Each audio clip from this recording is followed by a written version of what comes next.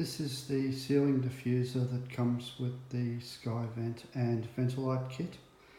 This gets mounted in the ceiling of the room and allows the light to come through the prismatic lens in the centre and allows the air to be drawn out of the room in the gap between the prismatic lens and the body of the diffuser. To close off the diffuser, all you do is put your hand on it and turn it in a clockwise direction. It's mounted on a threaded rod which then screws back up into the body of the diffuser. As we keep turning this around, you can see that the prismatic lens closes up completely against the body of the diffuser, and this stops the air from being drawn out of the room.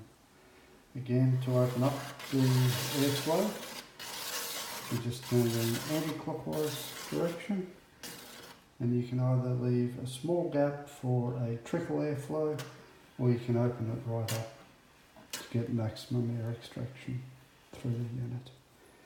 I hope this helps with understanding how the diffuser in the ceiling works.